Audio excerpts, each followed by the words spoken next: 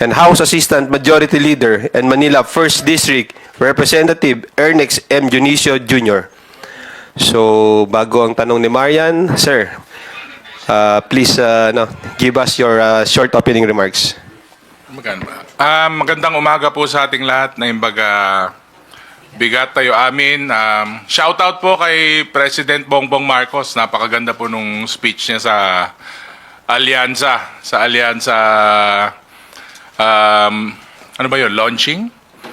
O proclamation rally sa Lawag. So shout out President BBM. Love you. Good morning, everyone. I'm happy to be here. We would like to request, be nice. Good morning again, everyone. Okay, simulan na natin. Marian Enriquez from TV5. Hi po, good morning po mga Kongs. Meron po kayong release na video the other day. It was yesterday, no? Medyo familiar kasi pare-pareho po kayo ng background. If you can just say lang kung ano po yung nangyari yesterday, ba't po kayo magkakasama? May meeting po ba? Is it about impeachment? Part po ba kayong secretariat or mga spokesperson? Sir? Damit ka eh. Ba't nakubad ka? Teka, sorry. Hindi.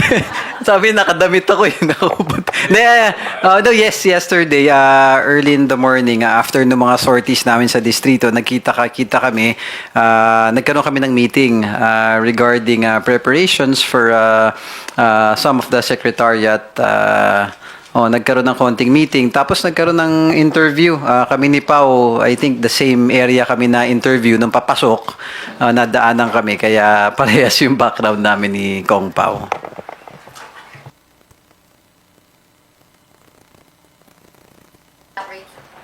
No, there was a meeting yesterday sa secretariat. Meron kasi mga prosecutors, tas meron din mga volunteer lawyers who would want to be part of the impeachment process. As far as we know, iba-iba sila eh. Actually, may mga kilala, merong mga hindi, less popular, but there were familiar faces that I saw dun sa lugar. In any case, hindi ko pa makwento muna kung sino-sino dahil hindi ko talaga kakilala lahat. It was initial meeting pa lang naman. Yes. Yung sa amin naman nila kong Ernix, syempre nandun yung mga naging part ng Quadcom na Young Guns saka Good Government. Basically, we're there. Ano ba tayo doon pare? Parang support. Moral support staff. Ganun ba? Hindi naman. Hindi, syempre katulong nila kami for possible na yung mga ganito, yung mga talking heads natin, mga for interviews. Nandun naman kami para at least alam namin yung mga mangyayari at posibleng mangyari. May pwede ba kayong i-share sa amin, like ano ba yung mga generally na pag-usapan, like mga scenarios, yung ganyan, what were tackled? Tapos, yung prominent, you mentioned prominent people, mayroon bang mga justices? Meron ba kayong mga kinoconsult na ganun? Wala pang scenario building, wala pang nothing formal. So, parang meet the team, meet the group, parang ganun lang. Nothing too formal. More on, yun nga, sabi ni Kong Ernix, meron yung mga nagvo-volunteer. Tapos, pero basically, in-house pa rin naman tayo. Tayo lang din yung mga nandun. First time din, sir, na kumpleto ba kayo? Gano'n Hindi kayo rin. Madami pong yung iba out of the country, yung iba nangangampanya. Ako naman kasi a few hours drive lang naman ako from Manila. So, mas madali naman na makabiyahe.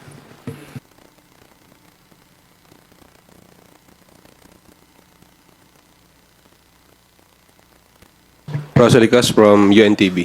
I-follow up ko lang, nabanggit kasi ni Kong Ortega na yung Young Guns, yung yung support group, yung usually nakikipag-participate sa Good Government and Quadcom hearings ang support group nitong prosecution panel ng House for the impeachment trial. Tama po ba? Hindi, the Young Guns will still be the Young Guns. Alam nyo naman, may opinion, may paninindigan. Saka kung ano na po yung ginagawa namin dito, wala pa naman pong impeachment nun, wala pa naman pong Quadcom nun. Basically, kung may issues po sa House at may issues for national government, even parochial, not only as mga humaharap po sa ating media, pati naman po yung mga ongoing na programs saka shows ng Young Guns, tuloy pa rin naman po. So basically, kung ano yung naumpisahan namin, yun pa rin po yung gagawin namin. Not only in terms of yung issues natin na like yung impeachment, ganun. Basta kung ano po naumpisahan ng Young Guns na trabaho, follow through pa rin po kami kahit na kampanya, kahit na meron na po tong issues ng impeachment. Basically, what we were doing from the start, yun pa rin po ang gagawin namin. Just to add sa sinabi ni Kong Pao na generally speaking, yung Young Guns kasi parang magkakaibigan yan eh. So if we hear something na pagkwentuhan, sumusupport kami sa isa't isa eh. So pag nagpunta si Pao, for example, sa isang meeting, daan din kayo dito. So privy kami doon sa mga nangyayari. Mahirap din kasi, like ngayon, nakaharap kami sa media, hindi namin alam kung ano yung nangyayari. And it's not just about impeachment, no? It's more of any national issues that bilang representante, bilang congressman, na dapat maalam kami sa mga current events so we can handle things in our level. At syempre, well-informed kami para yung sa constituency namin na ano namin yung mga pangangailangan din nila. Thank you. Some of the Young Guns are part of the secretariat. Hindi mga secretariat hindi naman po kami part ng secretariat. Siguro tutulong-tulong lang. Nagjo-joke lang kami na secretariat kami kasi nga more on ano kami. Syempre dapat updated kami sa mga nangyayari. Hindi ko naman masasabing spokes kasi parang wala naman akong karapatan maging spokesperson. Although alam ko na ako ang darling of the media sa mga Young Guns. Self-proclaimed. Self-proclaimed yun na hindi sila nagdub sa akin. Saka malakas yung dating. sorry pare. Pero yun nga, syempre dapat informed po tayo and if given the chance, halimbawa, nag-push through na tong impeachment, kung bibigyan kami ng upuan sa loob ng Senado, syempre gusto rin namin na ma-experience saka makita live in living color na nandun po tayo. So you're expected to attend the meetings of the prosecution panel every time they meet regularly? Hindi naman, pero syempre may mga meetings po na hindi naman siguro kami dapat kasama, pero as much as possible gusto naman po natin updated tayo kasi ang trabaho po niyang congressman dapat alam po ng mga taga-district namin kung ano nangyayari. Well-informed sila. And alam nyo naman po, sa mga lugar natin, mahilig sila sa storya. Mahilig sila sa, kumbaga, sa latest. So, dapat alam din po ng taong bayan. Tsaka ma'am, if I may add lang po, yung whole processes na nangyayari ngayon sa Congress, like for example, not just impeachment, but kasali impeachment, nakakatuwa na naaaral natin yung proseso pag nangyayari. Minsan kasi nangyari years ago, 5 years, a decade ago. Minsan nakakalimutan na natin yung proseso eh. O kami, even if we're part of Congress, we would want to brush up on the process itself, yung step by step, para nalalaman namin. Hindi kami yung tolongges, so to speak. Matanong ko na lang din po, hindi po ba kayo nag-aalala na baka po mawala ng jurisdiction ang 19th Congress regarding po dun sa impeachment complaint? Kasi si retired Supreme Court Associate Justice Ascuna made a statement saying that if hindi po nakapag-acquire ng jurisdiction yun pong 19th Congress at sisimula na yung 20th Congress, mawawalan po ng effectivity yun pong mga signatures nyo dun po sa 4th impeachment complaint. May mga iba-iba kasing opinion patungkol dyan. Pero sabi ko nga po, hindi naman kami abogado ni Kong Ernick. So definitely there has to be jurisprudence on this or kaya magkaroon ng nagkakaisa na ruling para dun sa kasi may mga legal opinions may iba-ibang opinions So until na maumpisahan to, hindi pa natin masisigurado kung ano nga po yung estado ng comment na yon. So, I guess they have to make a ruling on this. Supreme Court po ba o ang Senate ang kailangan magkaroon ng ruling?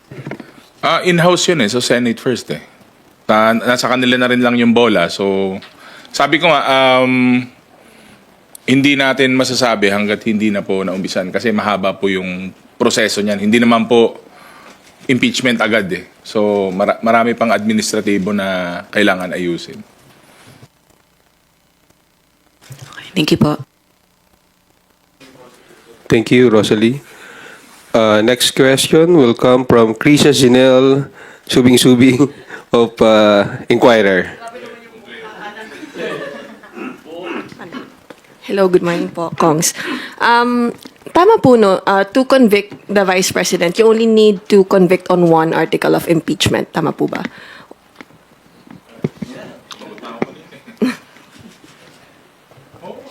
Actually, tama ba? May seven articles of impeachment. As far as we know, yes. As long as you're guilty of one. Kasi you can, pwede kang magsampa ng impeachment complaint with just one article eh. So, one should be sufficient, yes. Is that why kaya nyo po ginawang primero unong article of impeachment yung tungkol sa assassination threat against the President po? Because you have the strongest evidence there po.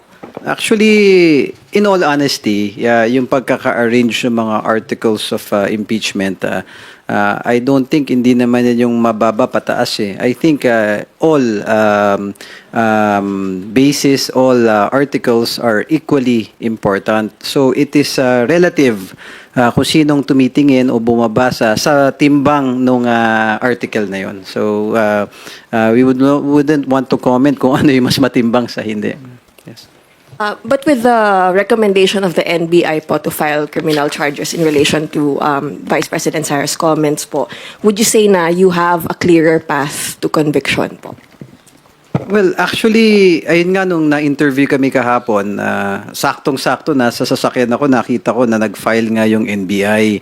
Actually, kasi ang NBI, presumption of regularity natin is an agency natin, National Bureau of Investigation. They would really dig deeper eh. Hindi sila yung tipong magsasampa-sampa ng kaso without having anything tangible eh. So, ang presumption natin that NBI, before filing, inaral nila maigi, nag-imbestiga sila. At although hindi pa natin alam kung ano specifically yung hawak nilang mga evidences, I would assume na mabibigat yung hawak nilang evidence for NBI itself to file such cases. And by evidences, sir, you mean na baka nahanap na po nila yung possible hitman na nakausap or ganun po ba, sir? That could be a possibility, ma'am. Isa sa mga possible. Pero of course, we cannot say until such time NBI divulges yung mga nakalap nilang information. Dagdagan ko lang, para sa akin kasi personal take on this. Pinakamabigat po talaga sa akin yung active threat na yun. The threat to kill the president, the First Lady, the Speaker. Para sa akin, napakabigat. Bad po yun eh.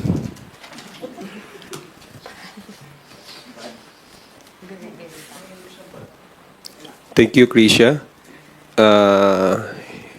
Any questions from our media friends? Willie Delgado from Radio 630. Go ahead. Good morning, ho.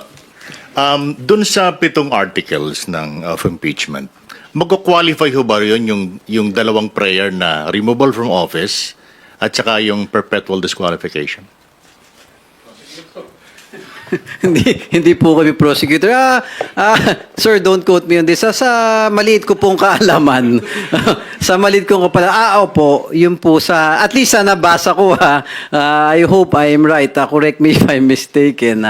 Opo, yun po kasi yung talagang charges sa impeachment. Kasi in any impeachment case na dadaan sa Senado as impeachment court, dalawa lang po kasi yung mangyayari doon. It's either guilty or not guilty. Now, when the individual accused is guilty, yung pong nabanggit nyo ang magiging sanction o ang tatanggapin niya. Wala pong labis, walang kulang. Yung po ang nakasaad po sa saligang batas na. Thank you, Attorney.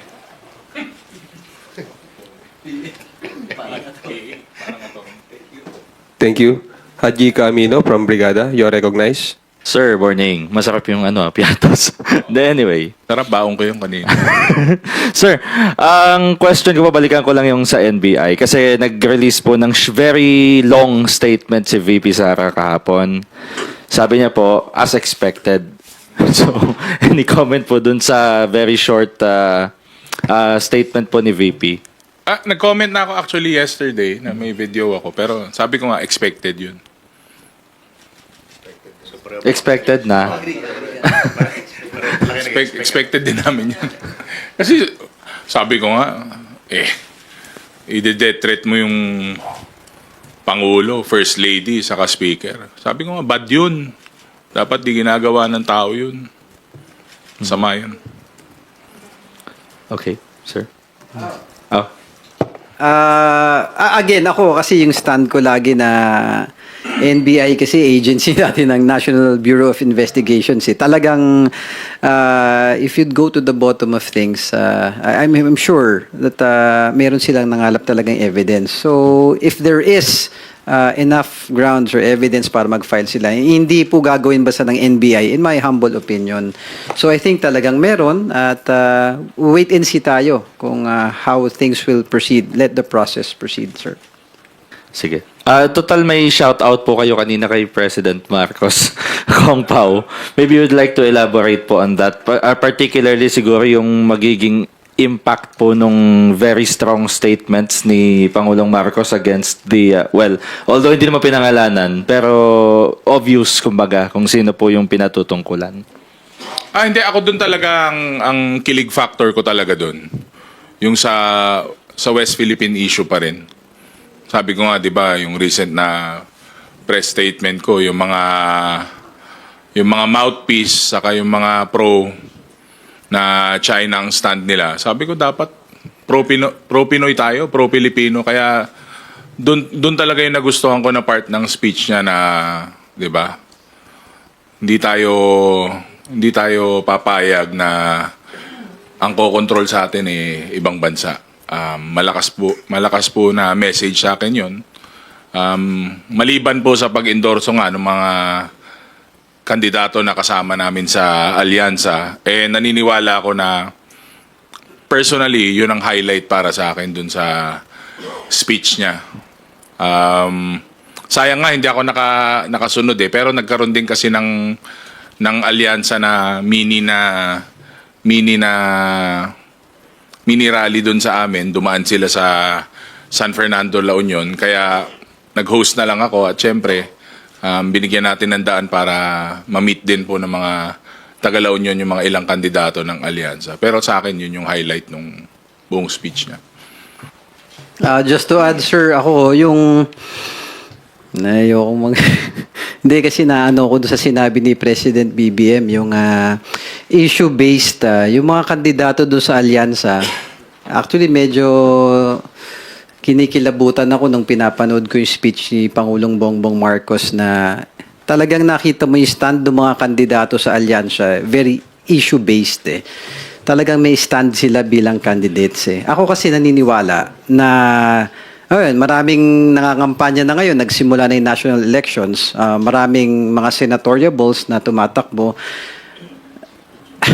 Hindi kasi masyadong accepted sa akin na yung sinisigaw ng kandidato, iboto mo ko dahil dala ko si gantong kandidato, dahil nakaalyansa ako sa gantong partido. I think that should not be the case. We are all Filipinos Those candidates who stand for our country should be the ones na pipiliin ng kababayan natin. And when I heard that President Bongbong Marcos was raising issues to stand para sa bansa natin. Kaya natutuwa ako na ito yung mga kandidato sa alyansa. And kami, na being part of the alyansa, will be really fighting for this senatoriables who are standing for our country, hindi kung kani-kaninong politiko o partido. Last question na lang po. I think this was refuted already by the former retired Supreme Court Associate Justice Carpio. But baka may comment lang po kayo sa sinasabi ni former Speaker Pantaleon Alvarez na pag napatalsik daw po si VP Sara through impeachment nga po, magtutulak daw po kay former President Duterte to run again for president in 2028. Good luck. Siya ba magwa-vice kay dating Pangulo? Siguro malamang tatakbo siyang senador or vice kasi parang ganun yung premise So good luck po. Pwede naman pong okay lang naman po yun. Pwede siyang tumakbo. Baka ewan ko, baka lumaban din ako. Para i-oppose yung mga mga bad na pinaggagawa nila ngayon, kahit di ako manalo. Pero anyone can run, anyone can file for any position naman, basta qualified po. At saka number 1 na criteria po, dapat Pilipino. Siguro susunod na criteria, dapat mahal nila Pilipinas.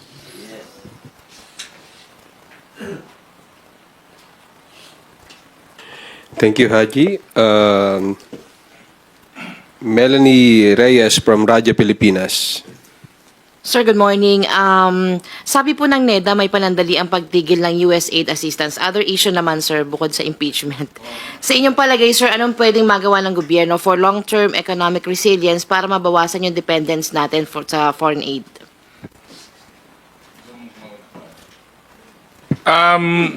Well, marami pong interventions ang executive, no? Pero sa amin dito po sa legislative, nakikita naman po natin yung ginagawa sa murang pagkain, saka yung mga other committees po.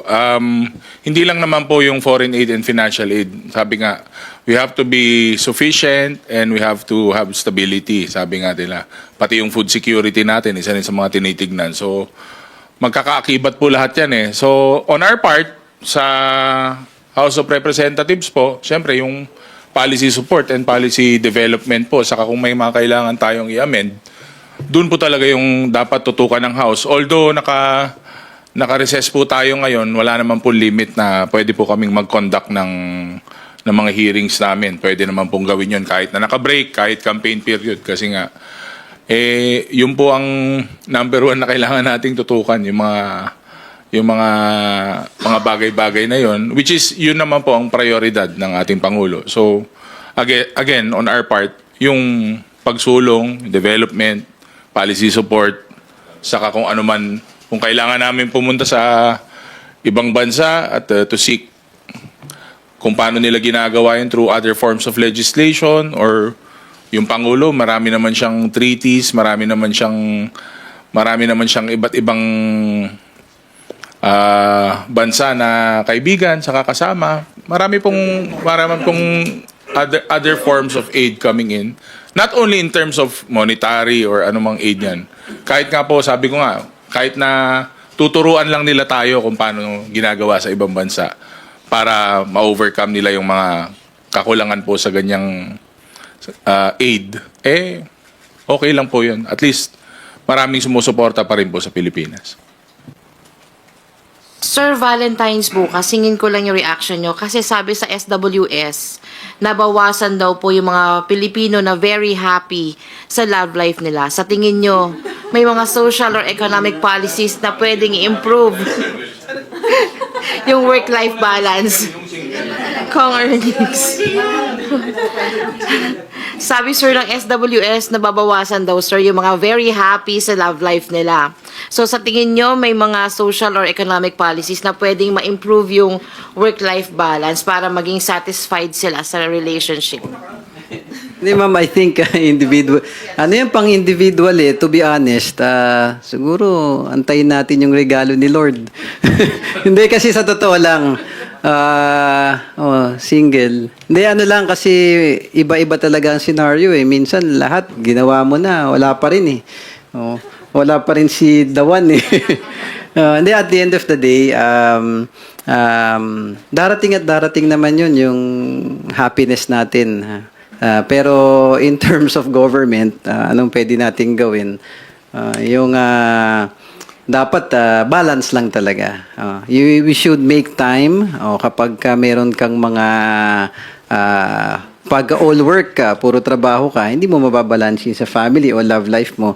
But at the end of the day, the government is always here listening sa mga needs ng tao at yung mga programa natin sa baba, I think it helps alleviate. Kami, ngayon darating na Valentine's, marami kami mga programs. Actually, sa lahat ng, pwede magsingit ng konti. Sa mga nagmamahalan dyan. Sa distrito namin sa Tondo, nagbigay tayo ng mga regalo sa lahat ng mga babae na mga bulaklak nang naman para sa mga taga-Tondo sa amin, mga barangay officials na nandiyan dyan. I hope nakapagbigay kami ng konting pagmamahal gaya ng sinasabi na malungkot sa love life. Kung wala tayong mga Valentines sa lahat ng single, tayo muna ang magkaka-Valentines ngayon. Kong Pao? Ganda ng sagot mo. Well, may mga bansa na nagme-measure ng happiness index, ha. Like for Bhutan, mini-measure nila eh. Pero karamihan po ng resulta nun nanggagaling po sa contentment. Hindi naman po siya sa love life o sa sweldo o sa trabaho. More on contentment. Kumbaga, kung anong meron sila, happy na sila doon. Kaya nga, pero minsan, pag naiisip mo rin, di ba, pag tinanggal mo yung PP sa happy, hi. Di ba? So, kailangan laging kumpleto. Hindi mo pwedeng tanggalin yung 2 P sa happy. Di ba? Bakit kayo tumatawa? Hindi, pero alam mo, totoo yun. Sabi ko nga, siguro ang sikreto dyan is yung contentment. Pero, hindi naman ibig sabihin dapat makontento ka na kung nasan ka ngayon o kung anong meron ka. Siguro, basta lumalaban tayo ng tama, saka masaya ka sa kung anong meron ka, yun yung tunay na happiness. Ayun lang po. Thank you. Happy Valentine's. Thank you, Melanie. Bibian Gulia from ABS-CBN2. Good morning po. May we get your reaction dun sa sinabi ni Senate President Francis Escudero na walang epekto yung NBI recommendations sa napipintong impeachment proceedings, walang bearing yun at walang kinalaman yun doon?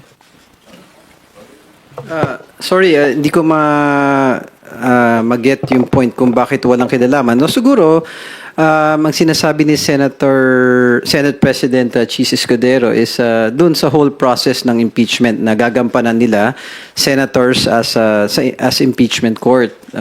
Siguro, ang magiging kinalaman, eventually, if the NBI evidences will be presented, dun siya magkakaroon ng timbang. Pero for now, it would not, I would assume, na ang ibig sabihin ni Senate President doon na hindi makaka-affect ng mga decisions ng Senate whether or not to proceed at this time for the impeachment court. Thank you, ma'am.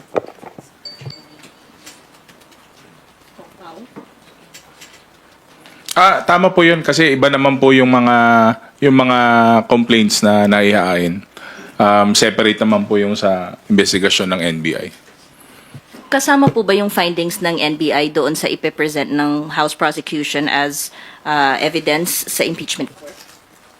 I wouldn't know if that will be included, pero syempre yung mga final po na affidavit, doon po ang concentration talaga nung mga gagamitin na ebidensya ng prosecution.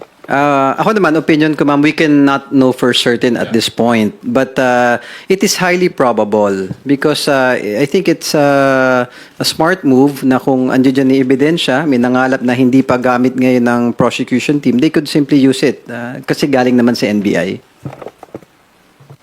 But with the NBI's findings, do you feel na sure shot na yung first article of impeachment on convicting? In my honest opinion, ma'am, there's nothing sure until nandoon na tayo sa impeachment court. But I think, like yung binabanggit ko kanina, mabigat na timbang yun kung titimbangin mo yung ebidensya kasi hindi siya hearsay eh. Hindi siya galing kung saan-saan lang, galing siya sa NBI natin. Like I said kanina na hindi ilalabas ng NBI yung kaso na yun nang wala silang mabigat na hawak. Also, your reaction na wala raw clamor sa Senate to call for a special session for the impeachment? Sino pong nagsabi na walang clamor? Gusto ko naman. Senator J.V. Ejercito. Oh, okay. Is he speaking for the entire Senate or is he speaking From what he knows. From what he himself? knows. Okay. Pero syempre, yung mga ganung bagay, ano naman yan eh, pare-parehas kami na body. So, hindi naman decision lang ng isang tao yan. So, we leave it up to them. Hintayin po natin kung anong magiging resulta or kung magko-call man sila ng caucus or meeting nila with regards to the impeachment or kung may clamor man o hindi. Sila po ang makakasagot nung tanong na yon. Last na lang po. Dun sa may kinakasaraw po na malakihang rally yung progressive groups to urge the Senate to act on the impeachment complaint. To my knowledge, wala pa naman po akong naririnig, pero siguro baka may mga ugong-ugong kasi they have done it before. Ginawa na rin po nila sa harap ng Senado. Karapatan naman po ng mga progressive groups o yung mga kung may mga nagnanais po na umusad po ito. Again, sabi ko nga po, on our part sa Kongreso po nasa court na po nila yung bola. So we leave it up to the wisdom of the Senate. Thank you po. Thank you, Bibian. Ines Capanti of GMA Online. Okay. Good morning, sirs. May statement kasi yung PDP laban, led by former President Duterte, na asking voters to choose wisely who they will vote for, especially in the Senate where the fate of the Vice President will be decided. And they also said, at the end of the day, impeachment is a numbers game, and the more allies she, referring to the Vice President, has in the Senate, the better for our country. How do you respond to that? Do you agree with that statement or any violent reactions, if any? Kampanya kasi nila yun eh. So yun ang basis ng buong kampanya nila is to add more numbers to help the Vice President. Makikita nyo naman po sa mga ibang kandidato, plataforma po ang binibidan nila at saka pinapakita nila sa taong bayan. So, dapat po yung tao doon nakafocus sa plataforma po, hindi po yung pagprotekta lang po ng interes ng isang tao. Sabi ko nga, kaya nagandaan ako sa speech ng Pangulong Bongbong Marcos kasi ang isa sa highlights ng speech niya is pro-Pilipino saka paglalaban yung West Philippine Sea. Hindi ko lang po alam kung yun ang isa sa mga priority nung kabilang grupo. Just to add, ako I totally agree with what Kong Paulo Ortega said, ma'am, na yung mga kandidato kasi should not be based again sa personalities, kung saan ka nakaalyansang party o kung ganitong tao ang sinusuportan. It should really be based kung maka-Pilipino ka or hindi. We should really unite as one in fighting for our country. So, nag-iikot-ikot yung mga candidates ngayon. Gaya, I do agree na sinabi, piliin nating maigi. Pero ano ba yung tamang basihan? Is it because para sa isang tao or is it para sa bansa natin? At the end of the day, dapat pro-Philippines yung mga pipiliin natin.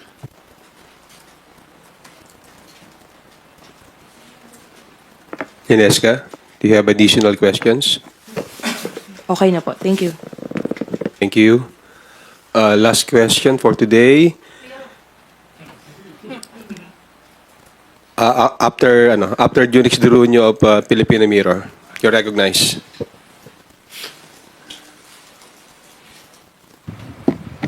Nagtataka lang ako doon sa line-up ng alyansa. Nandun si Amy Marcos na alam naman natin na lantaran yung support niya sa mga Duterte. Si Amy Marcos ba, supportuhan niyo pa ba? Susuportahan mo pa daw ba si Senator Amy? Sa napakabigat sa Being part of the Alyansa, we would be supporting the entire slate of Alyansa because we do believe in what they can do for our country. So we just wish that every candidate who would win will deliver with the promises and that, again, yung pagmamahal natin sa bansa natin, sir. Anong gusto niyo yung sagot? Yung parang ganon? O ano? Hindi, ako susuportahan ko si Senator Amy. Kasi unang-una, maliban, siyempre alam naman natin na kapatid siya ng Pangulo. Pero sabi ko nga po, marami po siyang naitulong sa probinsya namin, sa La Union.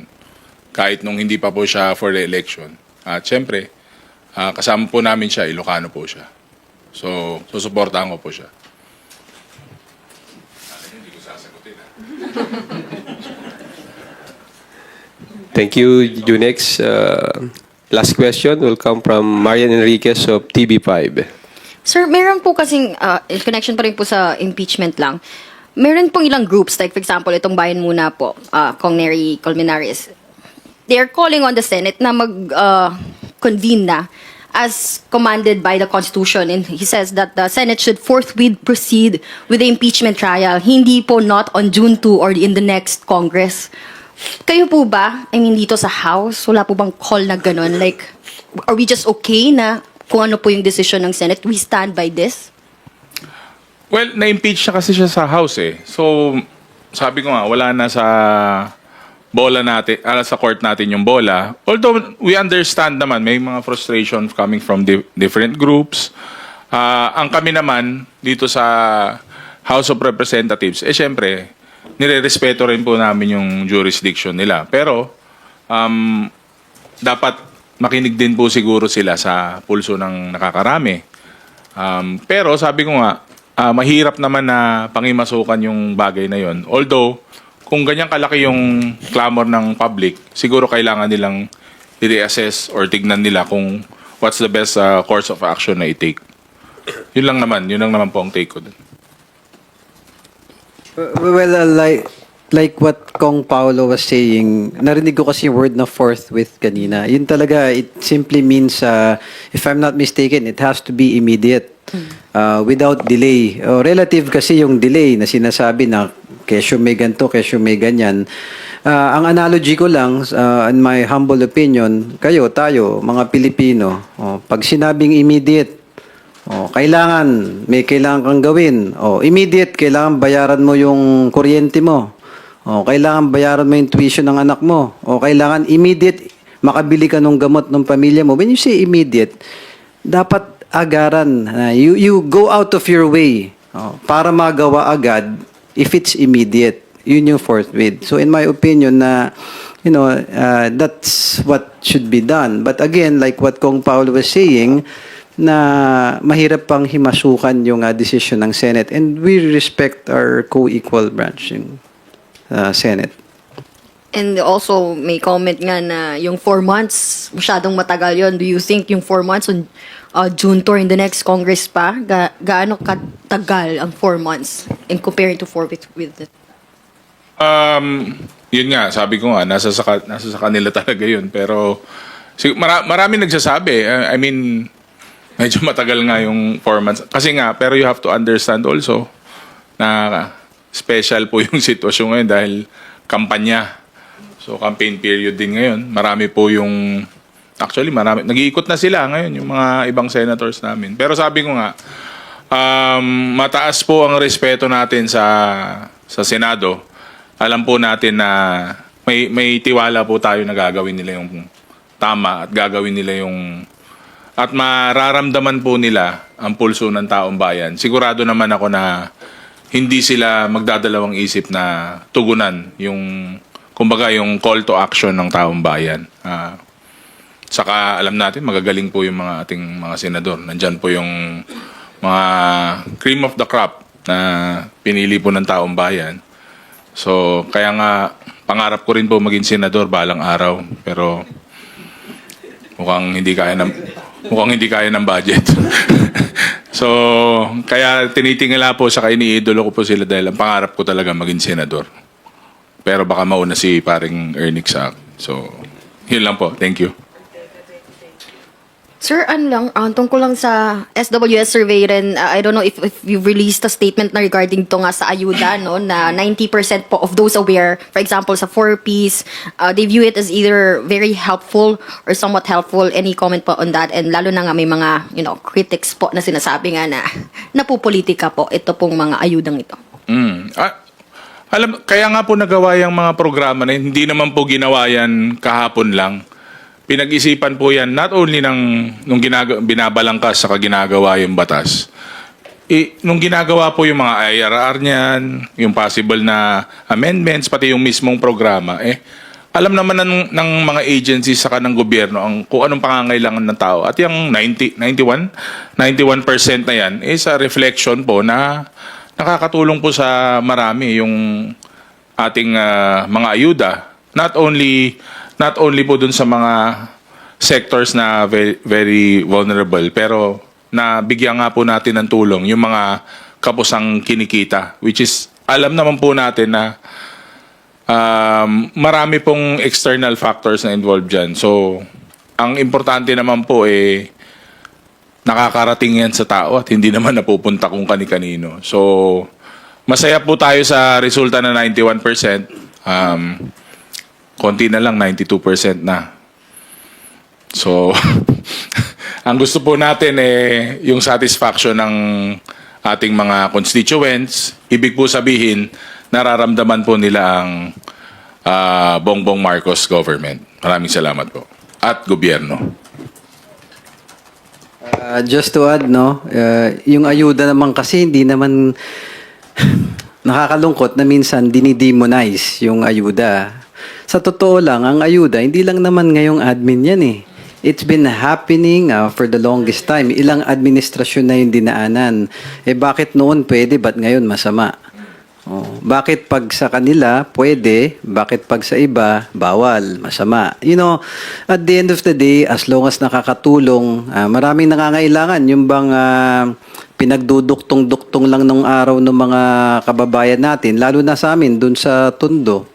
Marami talagang nangangailangan. Yung simpleng maliit na ayuda, iisipin natin, sinasabi nung iba, dinidemonize sila na, wala naman yan, pang isang araw lang yun. No. Yung pang isang araw na yun, hindi mo alam kung gaano kalaking epekto sa mahirap na tao that could save their lives, na nakakatulong sa tao, o minsan na napapalago nila yung maliit na kabuhayan nila. Yung iba nga, kapit sa patalim, umuutang doon sa may payong tsaka nakamotor, yung mga Bombay. Hindi, sa totoo lang. Yun yung medyo nagagahasa yung mga kababayan natin. Pero yung simple at maayos na ayuda, as long as nakakarating doon sa tunay na nangangailangan, huwag naman sana nating masamain dahil lang sa politika. Again, like what I'm saying, yung ayuda, hindi lang ngayon nangyayari yan. Ilang administrasyon na ginagawa. Ang kaibahan lang ngayon kay Pangulong Bongbong Marcos, mas pinarami, mas pinaigting at mas maraming naaabot na direkta. Yung ba masama o yun mas nakakabuti para sa mga Pilipino? Saka sabi nga nila, yung nagdi-demonize pare, demon. Demonize di ba? Sir, last na lang, another SWS survey. 67% daw ng mga Pilipino show their love through acts of service. Kayo, sir, ano ba yung love language ninyo? And any Valentine's na message po? Siguro maybe, pag-usapan na lang natin sa Senate regarding impeachment.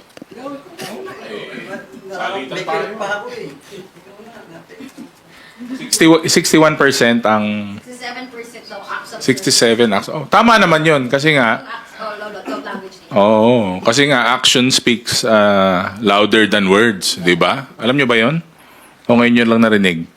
Alam niyo 'yon, 'di ba? So sabi nga nila, sa amin merong may sikat na Ilocano na phrase Sabi nila, aramid ti pakakitaan. Ang ibig sabihin nun, yung gawa mo, doon nila ibabase yung serbisyo o yung pagkatao mo. Dapat nakikita nila sa gawa. So, para sa mga nanonood po, syempre, iba naman yung salita ka lang ng salita, mas maganda yung pinapakita mo talaga. Saka binibigyan mo ng kabuhayan yung salita mo. So, ano yung susunod na tanong? Any message Valentine's message. Baka may gusto kayo sabihin sa Senate. Are you Valentine's message sa akin? From me? Sa Senate? Sa Senado, hindi lang naman sa Senado, siguro sa Senate, sa Office of the President, sa Office of the Vice President, sino pa ba mga local governments natin, mga barangay officials. Mahal na mahal po kayo lahat ni Paulo Ortega.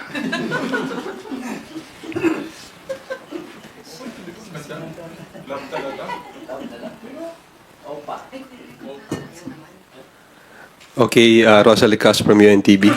Sorry po, super pahabol. Kasi po si House Deputy Speaker Franz Frasco, nagpaliwanag po siya dun po sa reason why he voted for the impeachment of the Vice President, and he explained, I quote, "I signed the impeachment because of you, because of our programs, projects, and progress." He was talking to his constituents in a campaign rally, I guess, or in a caravan services. "I cannot risk our projects, programs in Liloan if I will not join the majority."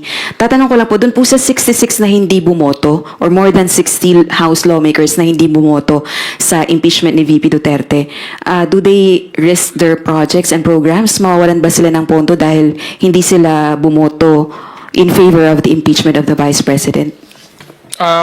Yung 66 ba yung... Sabihin na po natin more than 60 kasi Oo. 240 po kayong bumoto. Yeah, hindi naman po sila magiging congressman kung nakasalalay lang sila sa plans at programs na ine-expect from the national government. May mga kanya-kanyang programa po naman lahat kami, pare, 'di ba? Lahat naman tayo.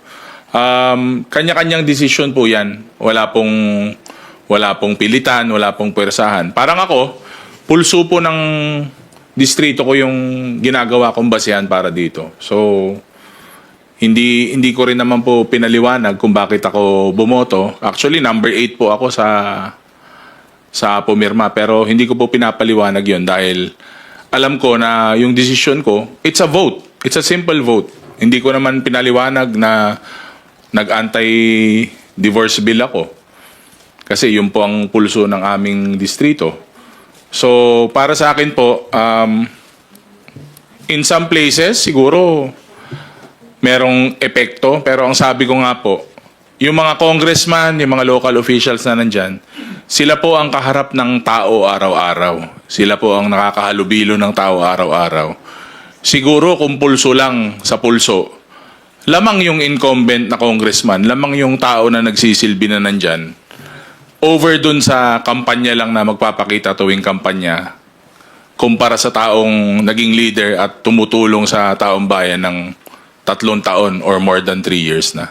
So, for me, it's a vote for the jurisdiction, for the district.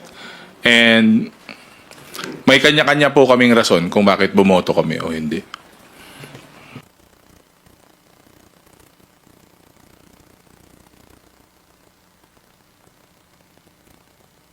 So, pwedeng sabihin na yung mga hindi nag-no doon sa impeachment ni VP Duterte, hindi naman sila mawawala ng budget for their social services program. I doubt hindi naman ganun yun, kumbaga.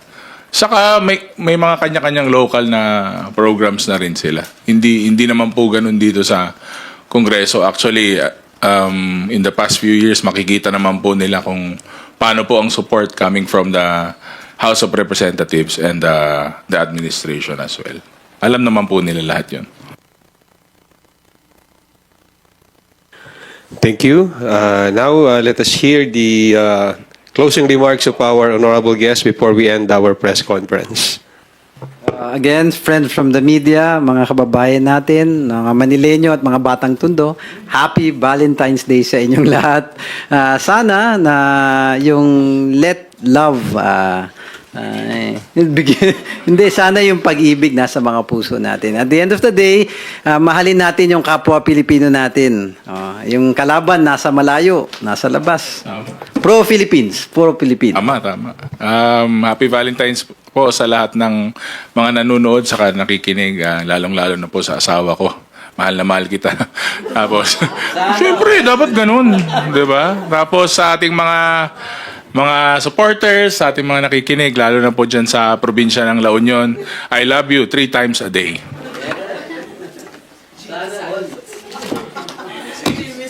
Thank you, Deputy Majority Leader and La Union 1st District Representative Paulo Ortega V and House Assistant Majority Leader and Manila 1st District Representative Ernex M. Junicio Jr. for your participation. To everyone, maraming salamat po ulit. Magandang tanghali.